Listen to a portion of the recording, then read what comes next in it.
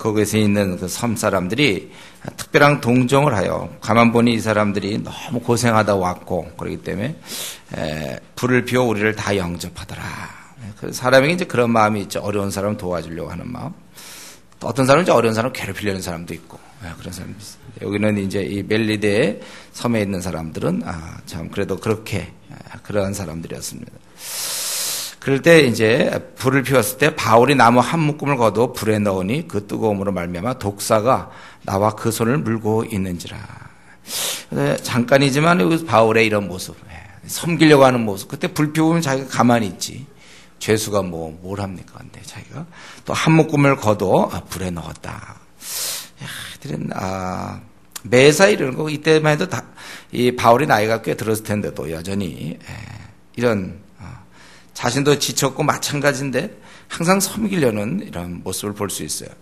그러다 보니까 거기서 독사가 뜨거움으로 말미암아 독사가 나와 그 손을 물고 있었다는 것입니다. 그래서 그 사람들이 이 짐승이 그 손에 매달려 있음을 보고 독사가 매달려 있음을 보고 독사는 이렇게 감지 않는다고 그러더라고 보니까 이렇게 매달려서 이렇게 입으로 이렇게 하는 건데 서로 말하되 진실로 이 사람은 살인할 자로다.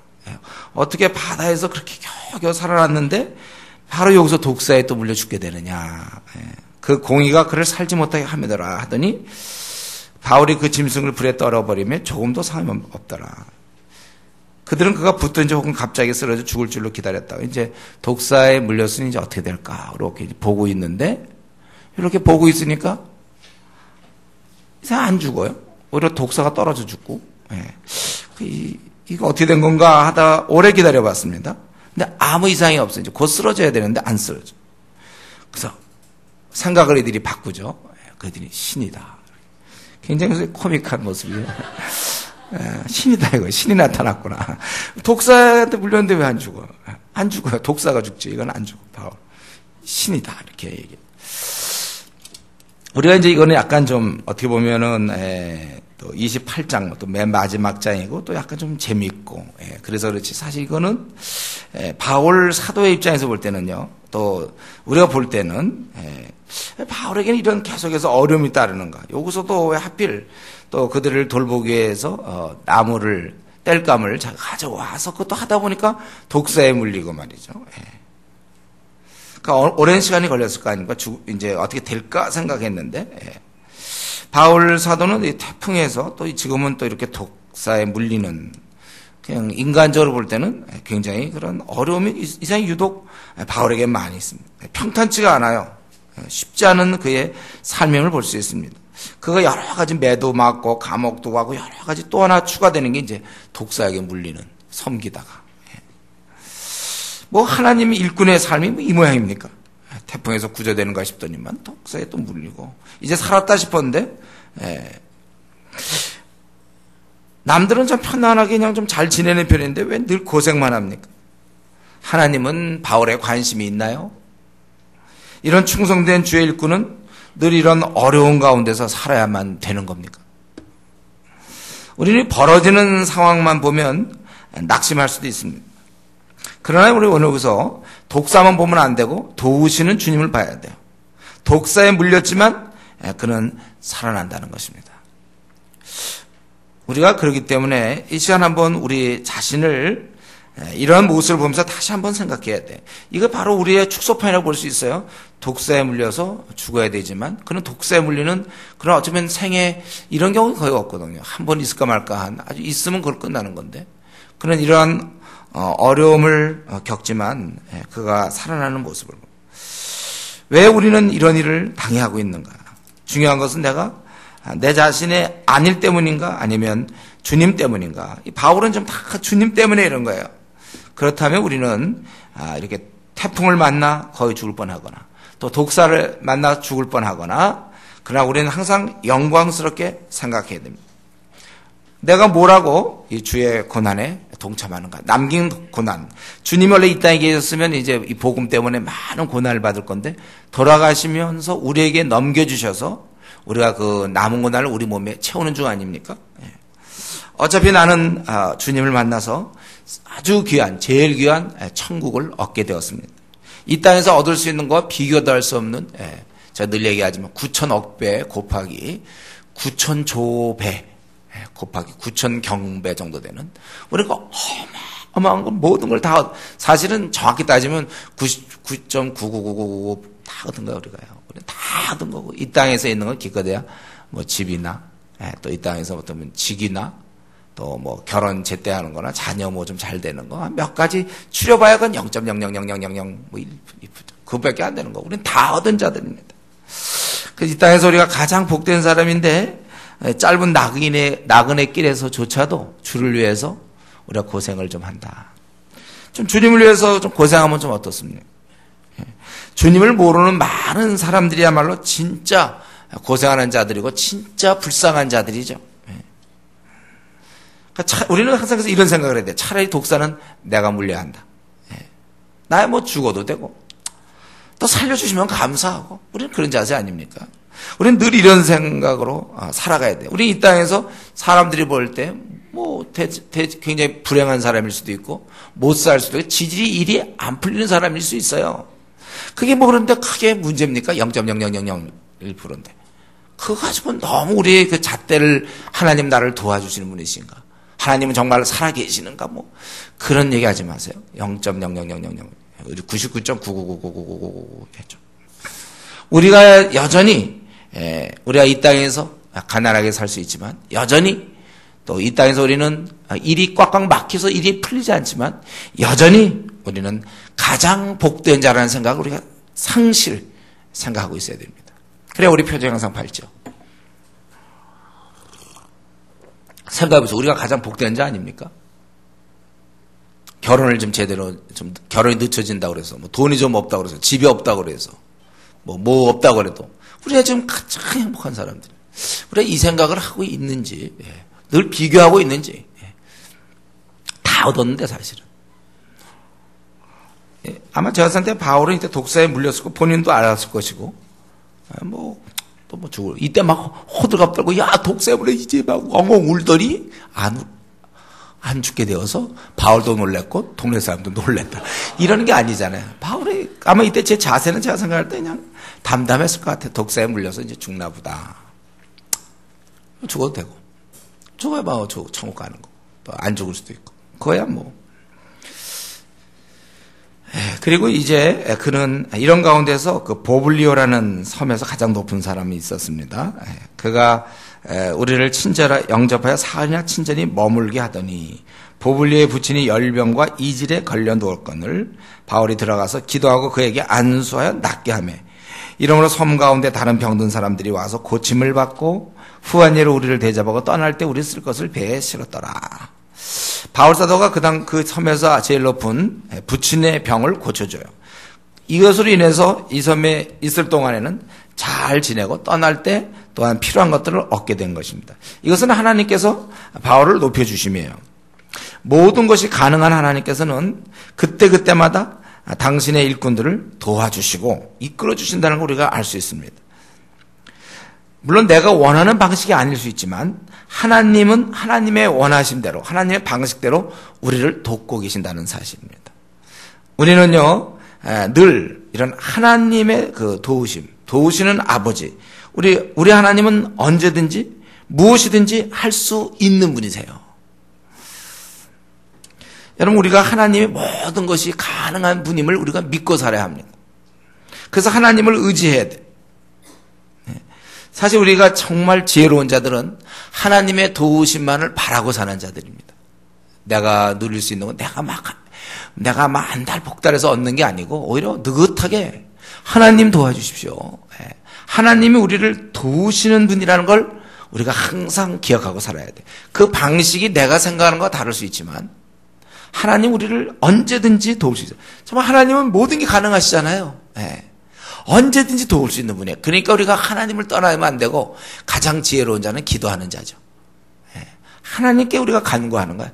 하나님 언제든지 우리를 도울 수 있는 능력이 있는 분이고 또 우리를 사랑하시는 분이고 우리 엄마가 항상 자녀를 늘 이렇게 관찰하고 있다가 필요시 그렇게 돕고 항상 보호해주고 또 마찬가지. 하나님이 우리를 도와주시는 분입니다. 그래서 현재 여러분 어려움이 있습니까?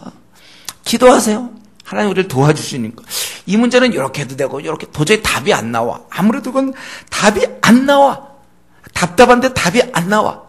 하나님께 매달리는 거예요. 하나님 우리를 도와주시는 분이죠. 이때 만약에 여기 가서 말이죠. 이 보블리오 이런 경우 부친이 있을 때 그때 바울이 고치지 못할 수도 있어요. 그래도 큰 문제 없습니다. 고쳐대고 고치지 못해 어쨌든 하나님께서는 우리를 돕는 분이라는 사실. 우리는 그걸 가지고 자꾸 어떤 상황이 벌어지면 돕는다, 돕지 않는다 이렇게 얘기하지 말고 항상 돕는 분이에요. 우리가 항상 기도해야 돼요. 그러니까 이게 제대로 이게 갑자기 우리가 똑똑해져야 돼요. 갑자기 우리가 좀 아주 명철한 사람이 돼야 되는데 제일 지혜로운 사람은 하나님을 경외하는 거고 하나님을 전적으로 의지하는 것이지 하나님을 제끼고 자기가 막 나서서 뭘 하고 뭘 해서 그래봐야 결과도 좋을 거 하나도 없습니다. 결과를 보세요. 하나님을 의지하냐 하고 자기가 했을 때 결과 어이없는 결과 항상 생기는 거예요. 참 기가 막혀요. 어떻게 여기까지 오게 됐는가. 나를 떠나서 너희가 그러니까 지금이라도 우리가 하나님께 매달려야 돼. 지금 하나님 내가 지금 현재 이렇습니다. 어떻게 저는 뜻하지 않게 이런 결과가 저한테 생겼습니다. 결혼하고 보니 이런 문제가 생겼습니다.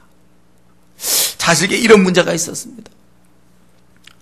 또 저희 직장에 이런 문제가 있습니다. 또 이제 결혼하려고 하는 사람에게 이런 문제가 있습니다. 우리는 여러 가지를 놓고 하나님께 그저 기도할 뿐입니다. 하나님을 우리 의지하셔야 돼요. 또 우리 살아가는 동안 재정 문제나 또 여러 가지 문제 하나님 의지해야 돼요. 답답한 현실을 우리 많이 만납니다. 의지하는 거야. 그래도 답답한 현실에서 우리가 낙심하고 실망하고 불편할 것이 아니라 하나님은 도우시는 분 이건 평생에 이거는 바뀌지 않습니다.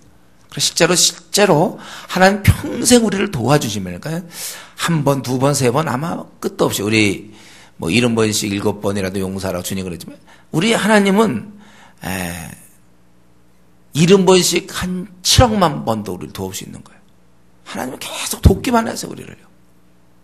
그러니까 우리가 이 하나님 놔두고 내 힘으로 내가 뭘 해본들 그것은 어려운 일이에요. 하나님을 의지하는 자가 가장 힘 있는 자고 기대가 있어요. 기대. 왜냐하면 하나님은 다 망하게 하는 것 같다가도 일으키시는 분이거든. 완전히 요셉을 생각해보세요. 그게 완전히 망한 거 아닙니까?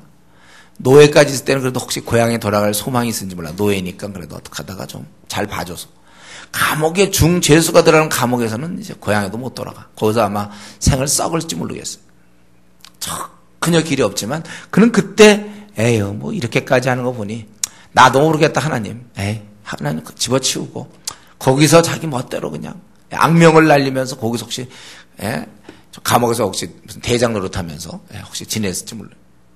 그는 그러지 않고 하나님을 언제나 의지했다는 거예요. 한순간에 국무총리도 만들 수 있는 분이 우리 하나님이십니다. 도우시는 하나님 평생에 여러분 주제로 가지죠. 평생 도우시는 하나님 나를 높이실 것을 생각하고 기도하는 사람 그러니까 이것을 믿는 사람들은 이제 기도하는 것이죠. 좀처럼 실망 같은 거 안 합니다. 아니 실망을 할 수가 없어요. 왜냐하면 하나님은 언제든지 도울 수 있는데 우리에게 무슨 실망이 있습니까? 낙심이 있나요? 하나님이 오늘이라도 도울 수 있는 건데요. 내일이라도 도울 수 있는 거니까. 우리는 그냥 우리 주어진 대로 우리 열심히 살아가며 항상 하나님을 의지하면 되는 것입니다. 그러고 나서 이제 11절부터 이렇게 쭉 보니까 바울이 드디어 이탈리아에 로마에 들어가는 것입니다. 로마에 쉬는지 안 들어가도 하여튼 그 로마의 제국에 들어가게 돼요. 그래서 그들이 석 달 후에 떠났다고 그랬습니다. 그러니까 이 석 달 동안 제가 보기에 그 276명은 지난 시간에 얘기했지만 아마 다 복음을 들었을 것이고 석 달이면 충분하니까. 그리고 이제 가는 거예요. 그래서 알렉산드리아 배를 타고 떠나니 그 배의 머리 장식은 디오스구라. 그들이 이제 섬긴 어떤 신이 되겠죠. 그런 것들이. 그들이 수라고사에 대고 사흘 있다 거기서 둘러가서 레기오니로 하루를 지내는 남풍이 일어나므로 이튿날 보디오레 이르러 거기 쭉 이제 올라가는 거예요. 로마 근처로. 그러니까 로마 제국 중에 이렇게 쭉 이제 올라가는 것이죠. 거기서 형제를 만나 참 거기 형제가 있다는 사실이 놀라워요. 형제를 만나 그들의 청을 받아 2일을 함께 머무니라. 그래서 우리는 이와 같이 로마에 가더라. 아마 그 백부장 율리오의 무슨 개인적 볼일이었는지 또 어떤 배의 사정인지 우리는 잘 모르지만 일주일을 머물러서 거기서 우리 형제를 만났다는 거예요. 그래서 그렇게 지내고 또 로마에 갔는데 그거 형제들이 우리 소식을 듣고 아비오 광장과 트레이스 타베르네까지 마즈로니 바울이 그들을 보고 이 편지를 그들이 받았던 것 같아요. 소식을 들었다고 그랬잖아요. 그래서 마즈로 오므로 바울이 그들을 보고 참 하나님께 감사하고 담대한 마음을 얻었다. 드디어 바울은 로마에 들어갔습니다. 예. 바울이 원하고 기도하던 그것을 이루게 됐다는 거예요. 우리가 27장의 태풍도 그가 로마를 가는 걸 막을 수가 없었고, 또 군인들이 죽이려고 했지 않습니까? 그때 죄수들을 다 죽이려고 했지만 군인들의 그 죽이려는 계획도 그가 로마에 들어가는 걸 막을 수 없었습니다. 또 이 섬에서 또 이 독사까지도, 마지막 독사까지도 그를 막을 수 없었습니다. 복음을 전파하려는 그의 열정을 그 어떤 것도 막지 못했고, 그러니까 결국은 로마에 입성하게 되는 거예요. 여러분, 우리가 이런 것을 참 중요합니다. 우리가 목표를 갖고 밀고 나가는 거예요. 참 중요해요.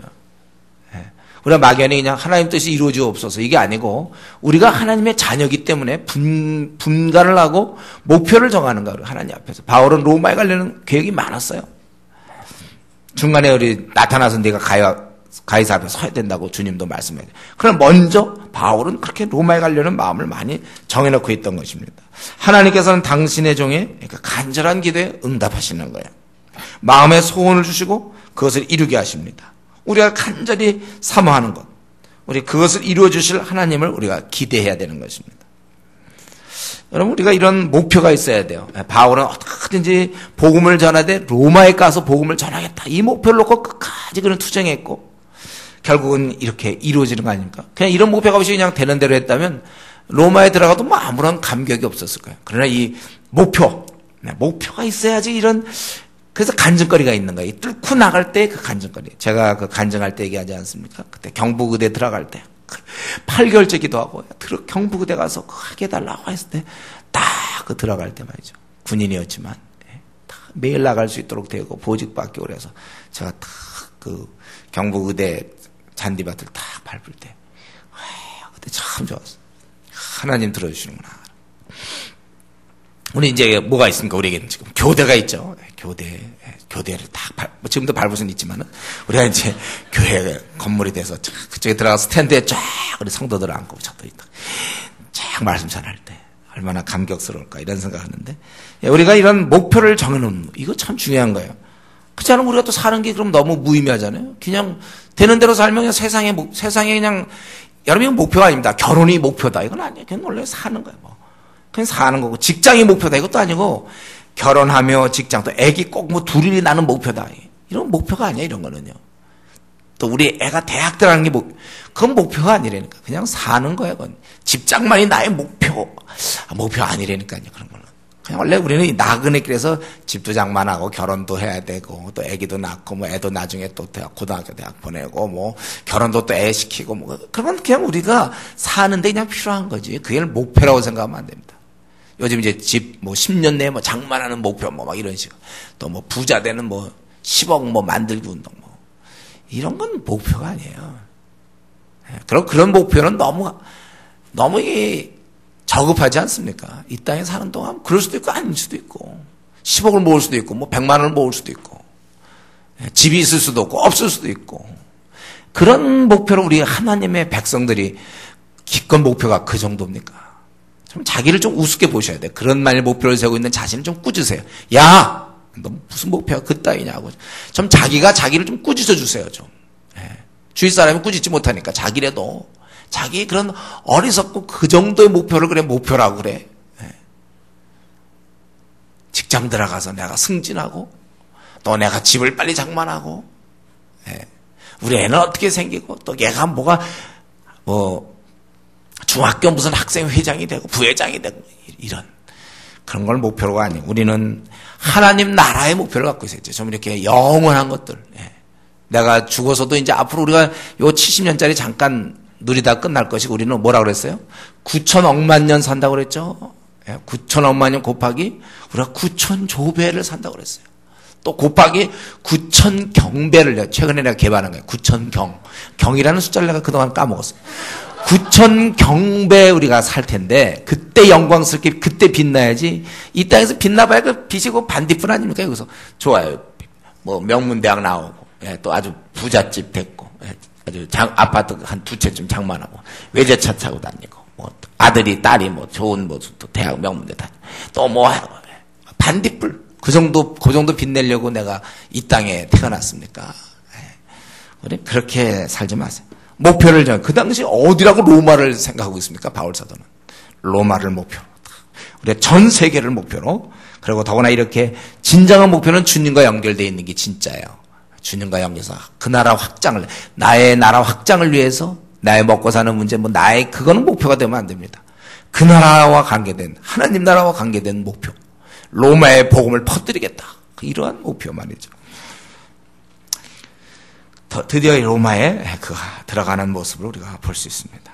우리에게 여러분 사는 중에 내가 이 일을 하다가 죽어야 되겠다. 내가 이 일은 꼭 이루다가 죽어야 되겠다. 그것을 한 가지, 두 가지씩 갖고 있어야 돼요. 그래서 그걸 가지고 움직일 때 우리는 살아있어요. 그런 목표가 없어지면 그 다음부터 사람은 푹 늙게 돼 있습니다. 목표가 우리에게 있어야 돼요. 그리고 이제 그곳에서 형제들을 만나 그는 하나님께 감사하고 담대한 마음으로 형제를 만났을 때 그가 격려를 받았다는 거예요. 다시 한번 말씀드리지만 바울도 이런 사람입니다. 아무리 그가 위대한 하나님의 종이라도 주의 눈에 보이는 형제 자매의 이런 격려가 필요한 사람이에요. 우린 누구나 다 그런 사람들입니다. 격려가 필요한 사람. 성도들을 만날수록 힘을 얻어. 그래서 예배만 보고 빨리 집에 가는 사람들 안 돼요. 격려 받을 데가 없어. 형제 자매를 우리가 만날수록, 성도를 만날수록 우리 힘을 얻는 그런 사람이에요. 어떤 사람은 사람들과 만나서 얘기하면서 막 그 에너지가 생기는 사람들이 있죠. 그런 사람도 있어요. 예. 우리가 형제 자매를 만나서 힘을 얻는, 만약에 내가 형제 자매를 만나도 별로 힘이 안 된다. 그렇다면 본인의 관심이 지금 복음 외에 다른 것에 있다는 하나의 증거입니다. 형제 자매를 만났는데도 나에게 에너지가 안 생긴다? 그건 나는 지금 다른 데 관심이 있기 때문에 그래요. 다른 일에. 우리가 바울과 로마 형제들의 관계.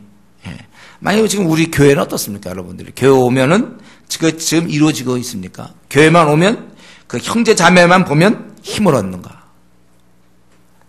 목사님이 밤낮 설교하실 때 보면 뭐 복음을 증거하고 뭐 밤낮 이런 전투 얘기를 하시는데 뭐 왜 위로의 설교가 없습니까? 뭐 어떤 사람은 그런 얘기 하는 사람도 있지만 저는 그런 얘기 들을 때 참 안타까워요. 무슨 위로가 뭐가 필요합니까? 아니 교회 와서 형제 자매를 보는 순간 그게 위로가 되죠. 그럼 말씀 자체는 어느 거든지 위로가 되는 거예요, 사실은. 자기만 깨어있으면요, 뭐, 복음을 전하 고난받자 해도 막 위로가 막 된다니까요. 우리 주의 일꾼은 고난을 받는 것이 맞습니다. 그러면요, 와, 위로가 되는 거거든요. 그저 자기 힘드니, 그저 주님이 여러분을 사랑합니다. 이런 얘기 들어야만 위로받습니까? 우리가 그 정도로 아직도 어린아이입니까? 우리가, 사실은 교회 와서 형제 자매를 보는 순간 큰 위로를 받아야 돼. 같은 편이 있구나 여기. 내가 위로를 받지 못한다는 것은 나에겐 지금 복음에 관심이 없기 때문에. 내가 그러니까 주중에 제대로 뭐 영혼들의 복음도 안전하고 내가 주님의 일을 안 하니까 별로 이렇게 위로가 안 되죠.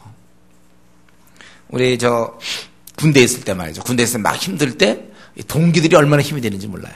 그리고 제도 있을 때 보면 제 면회를 찾아온 우리 동기들 막 보면 얼마나 힘나는지 몰라요. 흩어져 있다가도 동기들 만나면 힘나고. 우리가 이렇게 바울 사도는 그들을 보고 처음 만났지만은 형제들을 보고 큰 깊은 감사가 있는 거예요. 담대한 마음, 그렇다, 우리 있구나. 내 편이 있구나. 그동안 내가 이렇게 당하지만은 같은 편이 있구나.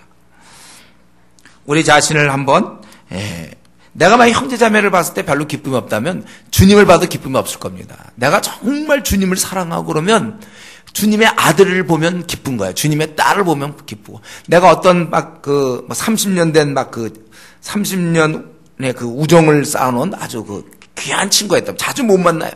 근데 어떤 우연한 기회에 누구를 만났는데 뭐 그가 아들이었다. 그 딸이다 그러면 얼마나 많이 바꿨겠습니까? 그의 가족을 볼 때. 왜냐면 내가 그를 너무 사랑하는 나머지 그를 못 봐. 예를 들면 그가 죽었다든가. 근데 남겨진 아들이 있다는데 내가 그를 생각하며 그럴 때 딱 우리 아마 그 다윗이 요나단의 아들 만났을 때 딱 무비옷을 만났을 때 딱 얼마나 귀하게 느껴질까요? 그가 그 내 사랑하는 그 요나단의 아들이라니. 이런 우리에게 그런 마음. 내가 왜 형제를 볼 때 자매를, 이게 누구예요? 이 형제 자매가 누굽니까? 주님의 아들이거든요. 주님의 딸이고. 그러니까 얼마나 귀하게, 내가 귀하게 여기는 주님은 눈에 안 보이지만 그러나 눈에 보이는 그의 자녀들은 있다. 내가 그들을 잘해주고 싶고 되도록 그들을 좀 별로 만나고 싶지가 않고 말이죠. 좀 나타나고 싶지 않고, 그렇다면 그건 사실은 본인의 문제가 있는 거죠. 본인이 복음에 별로 관심이 없는 거예요. 어쩌다가 이 복음의 주님에 대해서 관심을 잃어버렸다는 것입니다. 그렇다면 우리 회복해야 돼요. 그러니까 이것도 또 하나의 시금석이죠. 우리가 내가 신앙생활 제대로 하는지 안 하는지 몇 가지 보면 안다 그랬어요. 기쁨이 늘 있는가, 얼굴에 기쁨이 있는가. 얼굴이 우울하면 그건 좀 뭔가 문제 있다 그랬어요. 이게 다 드러나요. 그래서 우리가 그 기쁨, 또 주님이 오늘 오셔도 괜찮다고 얘기할 수 있는가, 이런 거. 그리고 이런 형제자매를 봤을 때 항상 보기를 원하고 교제하기를 원하는가. 요거 진짜예요. 그래서 자꾸 보기를 원하고. 그래서 그렇게 만났는데도 내일 또 보고 싶고. 지난번에 40일 기도할 때 좋았잖아요. 보면 내일 또 보겠구나, 형제자매들을. 기뻤어요. 지금 이런 얘기를 그냥 상상을 동원하면 안 돼. 상상력 동해서 그러면 기쁠 것인가가 아니라 현재 우리가 기뻐야 된다니까요. 저는 제가 그 얘기 늘 하잖아요. 제가 이전에 캠퍼스 도울 때 막 형제자매들 그냥 만나면 집에를 어떻게 하면 안 갈까를 고민한다니까요. 그냥 잠깐 만나면 시간 휙 지나고 서로 얘기하고 싶어갖고 그냥 제발 좀. 저 그때 제가 대학원 다닐 때 논문 막 쓰고 시간 없는데도 제발 우리 그 자매들 형제들이 막 부탁해갖고 제발 좀 만나자고 말이죠. 성경 공부 같이 하고 막. 제가 그래서 논문 때문에 고생했어요. 진짜 고생했어요 그때. 아니 너무나 만나고 싶고 그냥 그 겨울에 추운데 모일 장소도 없는데도 만나자고. 야, 형제자매들 극성 만나고 싶어가지고. 그래서 모일 장소 없어서 그때 수희 아저씨한테 얘기해서 수희방에 들어갔다 그랬잖아요. 그래서 수희방에 들어가서도 그냥 만나면 빨리 집에 가려고 하는 사람이 아니고 만나면 조금이라도 더 얘기해 볼까. 아주 그 뜨거움이야. 그러다 제가 군대 간다고 그러니까 그냥 사람들이 참 울고 그랬어요. 그냥. 편지도 이렇게 들어오고 말이죠. 한자하게 보고 싶다고. 저도 막 울고 군대 가서. 우리가 그런 단계가 돼야 돼. 우리가 서로 보고 싶어하고 사랑해야 되고. 바울사도가 그들을 보고 참 볼 수 없었던 사람이에요. 태풍을 만났고 독사에 물렸고 군인이 죽이려고 했던 바로 그들을 만날 때 하나님 앞에 이 감사하고 담대한 마음으로 얻었다. 우리가 지금 그 정도의 관계가 돼야 됩니다. 볼 때마다 담대하고. 우리 중국 같은 데 우리 갈 때 더 그런 거 느끼지 않습니까? 이제 흩어졌다가 딱 같이 우리 돈 없어서 이제 기차 따라서 한 곳에 우리가 단체로 비행기표 끊어가지고 거기서 흩어져서 기차로 이제 헤어졌다가 다시 딱 만났을 때, 아니면 중국에서 내가 캠퍼스에서 막 복음 전하다가 좀 외롭다가 우리 팀을 만났을 때 어땠어요? 기분들이. 제가 왔구나. 그럽니까? 힘이 생기잖아요. 힘이. 우리가 그러는 거예요. 원래. 나그네께서 앞으로 우리 더 전투할 거니까 우리가 그런 관계를 유지해야 되고, 그렇지 않을 때는요. 여러분 자기를 한번 꼭 좀 점검해 주세요. 내가 복음에 관심을 있는 거지. 그래서 원래 교회는 자꾸 오고 싶은 거예요. 그냥 어떻게 하면 오고. 좀 더 안 합니까? 우리 자꾸 하자 그러고. 원래 그러는 거죠. 그래서 수련회 같은 거 할 때 강요하지 마세요. 이런 사람들 있잖아요. 수련회 가자 그러면, 계획 있고 강요하지 마세요. 아직도 그걸 몰라서 그래요. 수련회 프로그램 중요한 게 아니에요. 같이 모인다는 거. 그 자체가 벌써, 그것만 해도 너무 좋은 거예요. 길을 쓰고라도 오는 거죠. 달려오는 거예요. 그리고 이제 16절부터 마지막 31절까지 그가 로마에서 무엇을 했는가? 그곳에서 여전히 그런 복음을 전했죠. 먼저 유대인을 먼저 만났습니다. 어느 정도 그때 바울은 좀 자유가 있었던 것 같아요. 16절 보니까 한 군인과 함께 따로 있게 허락했다는 거예요.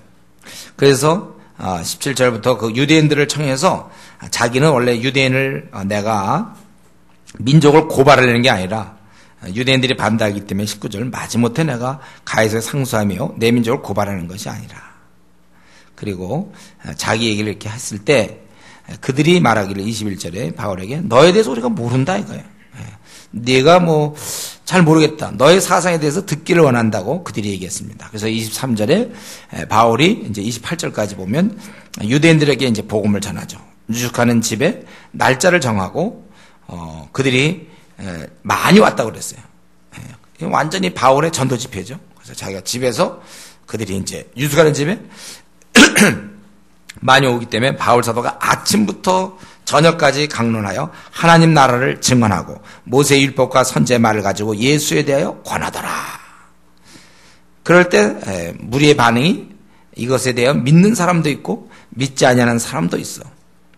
분위기상은 조금 믿지 않는 사람이 좀 많을 것 같은 느낌이 들어요. 믿지 않는 사람이 있어. 그러다가 저들이 흩어질 때 그들을 한 말로 이르되 성령의 선지자 이사를 통하여 너희 조상에게 말씀하신 것이 옳도다. 이 백성에게 가서 말하기를 너희는 듣기는 들어도 도무지 깨닫지 못하며 보기는 보아도 도무지 알지 못한다. 하나님 물론 보내긴 해, 이사야 선지자를. 그러나 내가 만나는 그들은 도무지 알지 못하는 사람이라.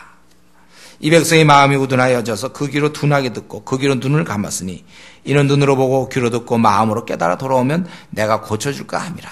마음이 우둔하고 또 귀가 둔하게 듣고 눈은 감았다는 거예요. 그래서 그들이 돌아오면 사실은 내가 고쳐줄까 합니다. 이 말 속에는 약간 반어적 표현이 있죠. 죄인이 돌아오면 이런 자들이 들어오면 안 된다는 거예요. 사실은요. 벌 받아야 된다는 약간, 그러니까 그만큼 네가 가서 전하는 자들은 아주 강팍한 자라는 사실을 여기서 얘기하는 거예요. 그렇기 때문에 그런즉 이들이 이렇게 강팍하기 때문에 하나님의 이 구원이 이방인에게 보내준 줄 알라. 그들은 그것을 들으리라 하더라. 그래서 이방인에게 복음이 드려진다. 이것은 사도행전 13장에도 마찬가지죠. 46절에 보면 이방인들이 거절하기로 유대인이 거절하기 때문에 나는 이방인에게 상한다. 7절 48절에 보면 그렇게. 여기도 마찬가지입니다. 복음이 항상 전해질 때 오늘도 마지막 우리가 사도행전을 통해서 확인할 수 있는 건 뭐예요? 복음이 전해질 때 반응은 항상 두 가지라는 것이죠.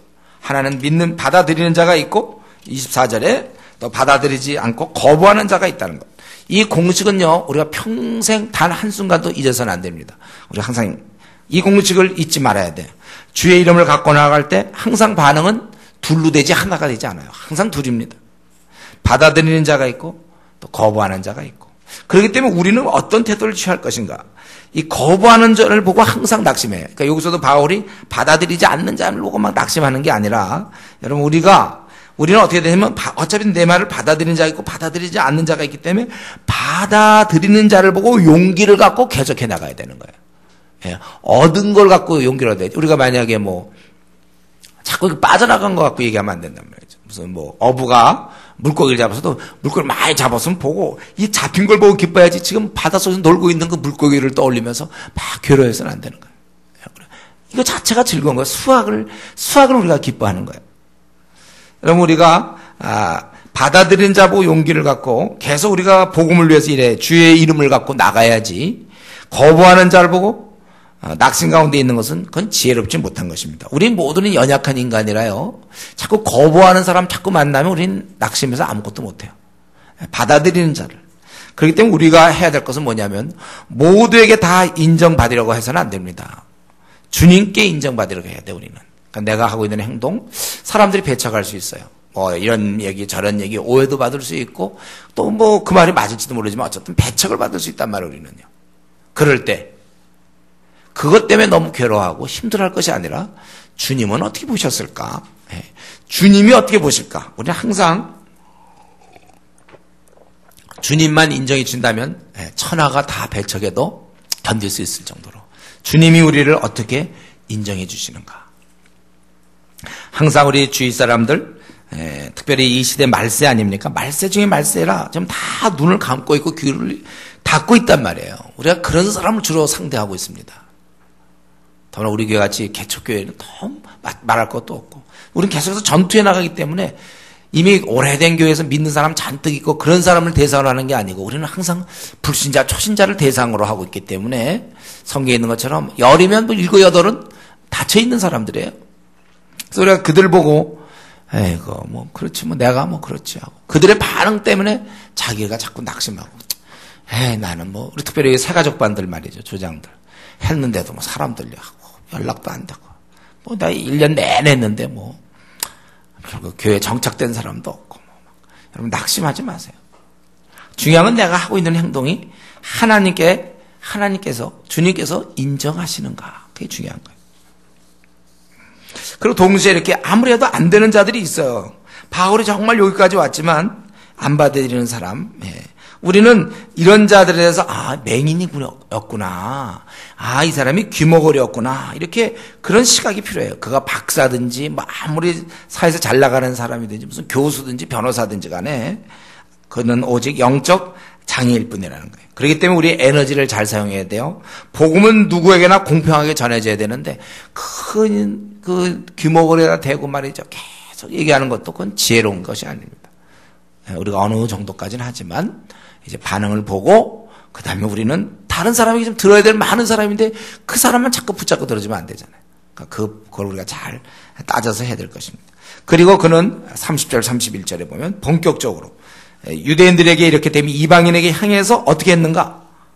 바울이 온 이태를 자기 셋집에 머물면서 자기에게 오는 사람을 다 영접하고 하나님의 나라를 전파하며 주 예수 그리스도에 관한 모든 것을 담대하게 거침없이 가르치더라. 바울이 여기서 2년 동안 셋집에 머물면서 자기 오는 자를 이렇게 가르쳤다.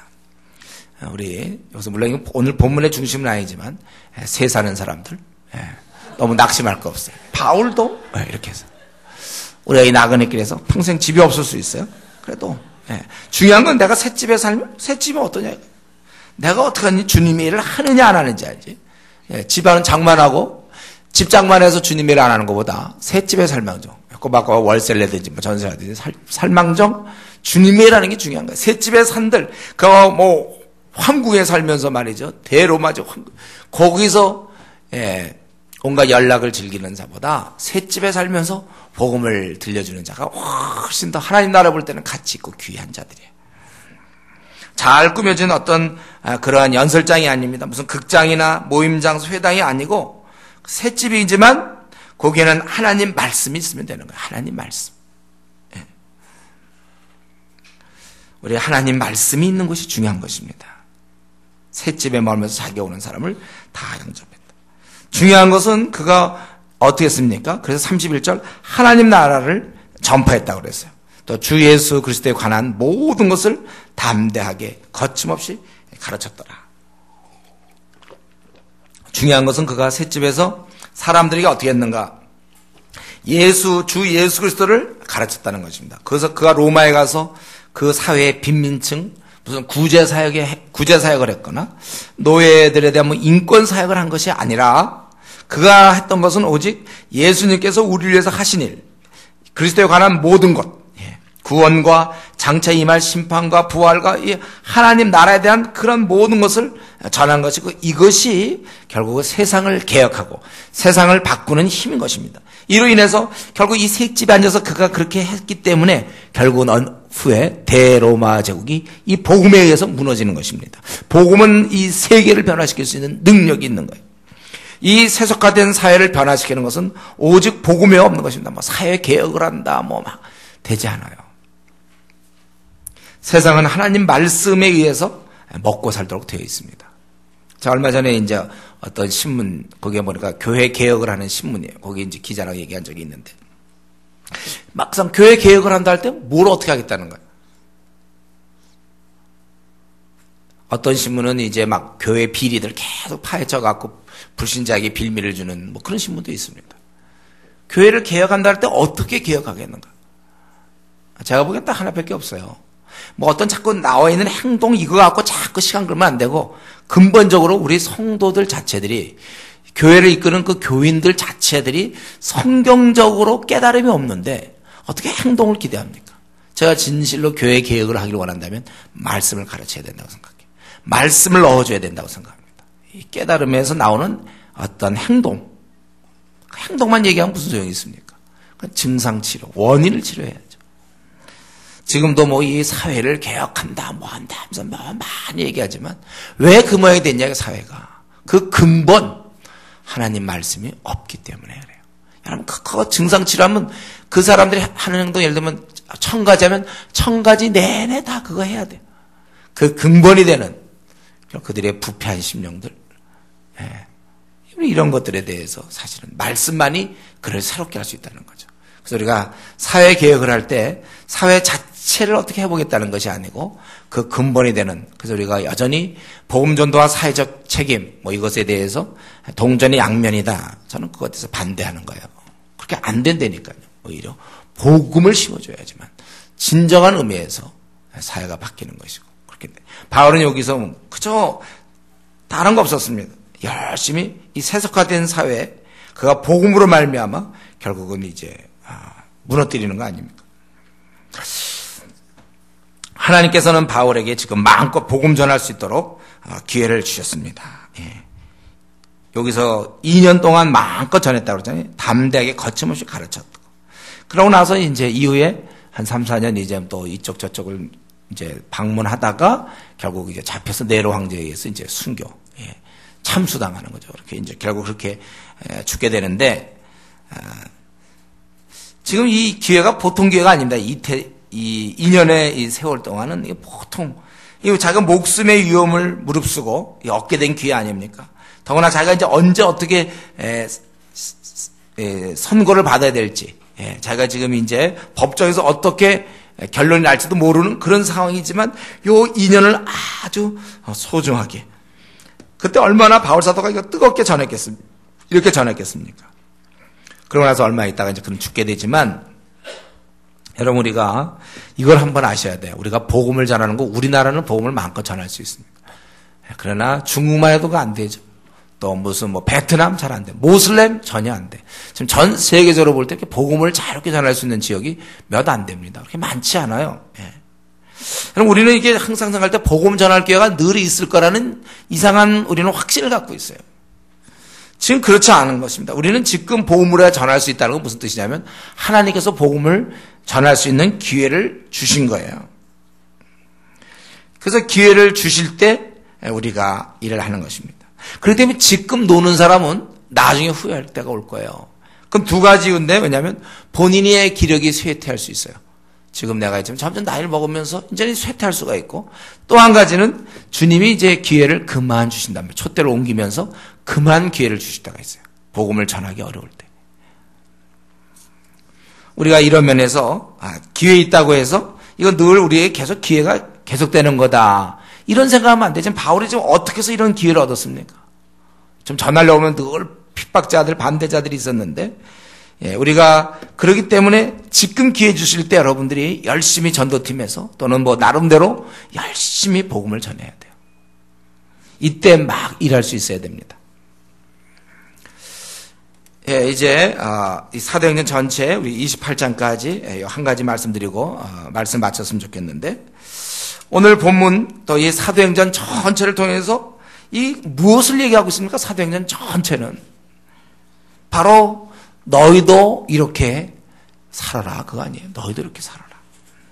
우리가 증인이라고, 주님이 너희들이 1장에서 보면 이제 온 땅까지로 내 증인이 되라 했을 때 그 증인이 된다는 말에 대한 설명이 사도행전 28장까지 쭉 나온 겁니다. 이렇게 살아야 된다는 거예요. 그 장소도 예루살렘과 온 유대와 사마리아 땅까지로 내 증인이 되라고 했는데, 사도행전을 통해서 보면 쫙 땅까지 이르러서 바로 증인이 된다는 것은 지금 바울이 보여주는 바로 이러한 삶을 살라는 것입니다. 제자됨이라는 게 이런 거였구나. 우리는 제자라고 할 때 주님의 제자로서 우리가 남은 생을 살 텐데, 제자라는 것은 이렇게 사는 게 제자구나, 이걸 알아요. 이게 사도에게만 국한된 게 아니에요. 스테반이나 빌리를 보세요. 마찬가지잖아요. 그들은 교회에서 기껏해야 공개하는 일, 봉사하는 일 정도의 직책을 맡았지만 그들도 여전히 사도랑 비교해 볼 때는 차이가 없어요. 이것은 무엇을 얘기합니까? 목사나 평신도나 관계없다는 거예요. 누구나 다 사는 건 이렇게 살아야 된다는 거예요. 우리 이거 자꾸 이거는 시간은 물론 여기에 더 많이 쓰겠죠. 아무래도. 그러나 우리는 누구나 다 삶은 이렇게 살아야 된다는 것입니다. 사도행전에는 우리에게 이런 식의 제자됨, 일꾼됨, 성도됨을 요구하고 있는 것입니다.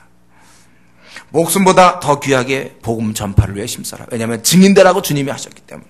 온통 관심이 예수님을 알리는 것에 모아져야 된다는 것이고, 이제 너희의 차례가 되었다는 것을 이 28장에서 끝내고 있는 것입니다. 담대히 거침없이 가르쳤던 바울을 본받아 우리도 담대하게 거침없이 가르칠 때만이 우리가 증인이 되는 것이구나. 우리의 차례가 되었음을 알리고 있습니다. 우리가 하는 거예요. 주위를 둘러볼 필요 없습니다. 내가 하면 되는 것입니다. 때때로 우리가 그런 기도도 듣게 돼요.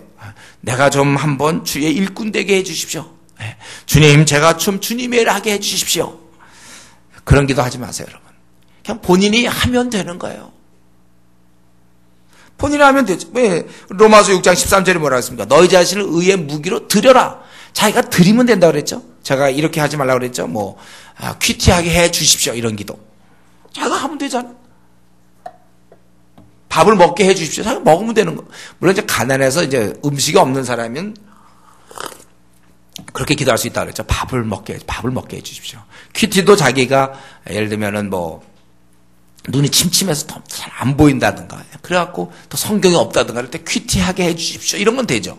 눈이 잘 안 보이니까. 그 성경도 제대로 없으니까 누가 성경을 주고 어떻게 눈이 좀 좋아져서 볼 수 있도록. 주님, 제발 제가 퀴티하게 해 주십시오. 이건 되지만 아침 기도에 나오게 해 주십시오. 여러분, 이런 거는 자기가 그냥 하면 되는 거예요. 아침 기도에 나오게 해 주십시오가 뭐예요? 누가 막았습니까? 좀 노예로 잡혔습니까? 그래서 빠져나오게 감옥에 들어가 있나요? 자기가 나오면 나오는 거잖아요. 자기가 일찍 자면 되는데, 지금 제가 늘 얘기해요. 자기가 예를 들면 7시간은 자야 된다. 네, 회사 들어가면 그래서 아침 6시에는 일어나야 된다. 그럼 11시엔, 7시간이면 11시엔 자야 되는데, 꼭 12시, 1시에 자면서, 자기가 뭐 하나 보면 이제 제가 한달 싸이 왔다 갔다 하면서. 그러고서는 늦게 자고서 퀴티 안 해놓고, 사람들한테 괜히 주일날 만나고, 퀴티 부탁하고, 아침에 내가 좀 말씀 좀 보게 해달라. 기도 부탁. 아침 기도에 나오게 좀 해달라. 그럼 누가 합니까? 자기가 하나님께서 그걸 허락해 주셔야 나옵니까? 자기가 나오면 되는 것이죠. 우리가 여기서 기억할 것은 주님의 일을 하게 해 주십시오. 이런 기도하지 마세요. 자기가 하면 돼. 너희 자신을 의의 무기로 드려라. 로마서 6장 13절. 드려라. 네가 의의 무기로 네가 드리면 되는 것이지 뭘 그러냐. 하나님께서 지금 우리에게 다 기회를 주셨습니다. 전도하게 해 주십시오. 이런 얘기 하지 마세요. 우리 예를 들면 벙어리라든가 자기가.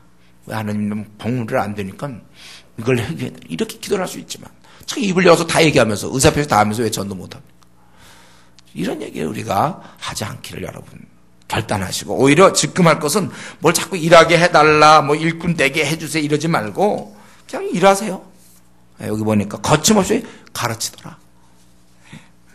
하나님께서는 지금 우리 모두에게 기회 주셨습니다. 이때 2년을 주신 하나님은 우리에게 지금 벌써 10년째 기회를 주고 있는지 몰라요. 이게 앞으로 5년을 더 주실지 3년을 더 주실지, 저는 개인적으로요 늘 그런 생각합니다. 하나님이 요번에 기회 주시면 감사한 거예요. 다음 주일날 또 주시면 감사하고, 언제까지 계속될지 그건 아무도 장담할 수가 없어요. 한순간에 바뀔 수도 있는 거예요. 그렇기 때문에 지금 기회를 주는, 내가 하면 그냥 주의 일꾼이 되는 거고, 내가 안 하면 주의 일꾼이 안 되는 거예요. 요즘 교육감 뽑고 이런 거 할 때는 선출돼야만 하는 거지만, 이건 내가 그냥 하면 일꾼이 되는 거고, 내가 안 하면 그건 일꾼이 안 되는 거예요. 간단해요. 그래서 우리 로마서 13장에도 그러므로 우리가 어둠의 일을 벗고, 더 이상 이 어둠에 그만 있고, 그 다음에 뭐가 나옵니까? 빛의 갑옷을 입자. 전투하라 그거잖아요. 빛의 갑옷을 입어라. 빛의 옷을 입어라 이렇게 나오지 않아요. 갑옷을 입어라. 이제 네가 그만 어둠에서 그렇게 살았느냐? 이제 어둠의 일을 벗고 빛의 갑옷을 입어라. 싸워라 그거예요. 중립이 없습니다. 가만히 있는 것은 그래도 그렇게 크게 잘못 아닌 것처럼 생각하죠. 그게 바로 성경에서는 불순종이에요. 가서 모든 족속 제자 삼으라고 하는데 그냥 가만히 있어요. 그게 그러면 이게 주님께 순종하는 것도 아니고 불순종하는 것도 중립입니까? 여기 장군이 아니면 상관이 명령, 야 저기 가서 뭘 해라 이랬는데도 가만히 있으면 나 가만히 있을 뿐이지 내가 불순종한 겁니까? 이렇게 얘기할 수 있습니까, 여러분? 생각해보세요, 이 시간에. 좀 졸립더라도. 가만히 있는 게 그게 그러면, 예를 들면 절로 가라 했는데 저 반대쪽으로 가야만 불순종입니까? 저쪽으로 가라! 그래. 저기 가서 뭘 해라 했는데도 가만히 있는 것 자체가 바로 명령 불복종. 우리 군대 갔다 온 사람들 다 알죠? 상관이 이렇게 하라 했는데 가만히 있는 건 불복종이죠, 뭐예요. 가서 모든 족속으로 제자 삼으라 그랬는데도 가만히 침착하게, 가만히 얌전하게 가만히 있는 거. 주님 입장에서는 어떻게 볼까요? 되게 얌전하다 그렇게 생각할까요? 무척 얌전한 친구네? 불순종이에요, 그게요. 하라는데 가만히 있는데. 그 명령이 떨어진 이상 우리는 이제 깊은 잠에서 깨어나서 우리가 주님을 위해서 일해야 됩니다. 사도행전 28장 전체적으로 사도행전 전체를 통해서 결국 우리에게 하신 말씀은 거침없이, 담대하게 거침없이 가르치더라. 우리 선배가 내가 이렇게 살았으니 너희도 그렇게 살아라. 나에겐 2년의 기간이 주어졌지만 너희들에게 현재 주어진 기간, 하나님이 허락하신 기간이야. 이를 통하여 우리가 더욱더 가서 모든 족속으로 제자 삼고 예루살렘과 온 유대와 사마리아 땅까지 내 증인이 되라고 하셨을 때 어떻게 살 것인가를 이 사도행전 28장을 쭉 통해서 우리에게 가르쳐 주신 거예요. 이렇게 살아라. 어떤 직업을 갖든지 늘 하나님 나라와 예수님의 이름을 전하면서 증인으로서 살아야 한다. 때로는 목숨보다도 전하는 것이 더 중요하고, 그것을 위해서 너희들이 꿈을 가져야 되고, 꿈이라는 게 바로 이런 게 꿈이구나. 비전이라는 것은 이런 거였구나. 하나님 나라를 어떻게 하면 더 확장시킬까. 그것이 비전이었고 그것이 꿈이었지, 내 앞날에 그저 먹고 사는 거 요게 꿈이 아니라는 것을 오늘 본문에 보여주고, 바울은 지금 죄수의 몸으로 이 일을 하고 있다면 오늘 우리 자유인들은 얼마나 더 힘써야 될 것인가. 그것을 우리 바울 사도가 우리 후배들에게, 21세기를 사는 저와 여러분에게 남기신 것입니다. 바라기는 우리도 한 번 주어진 생, 증인으로서 생을 마칠 수 있기를 바랍니다. 기도하겠습니다. 오늘 말씀 중에 저희가 결단할 것, 또 특별히 우리가 증인은 이렇게 사는 게 증인이었는데 내 삶은 어떠한가 한번 돌아다보면서 하나님께 기도하겠습니다.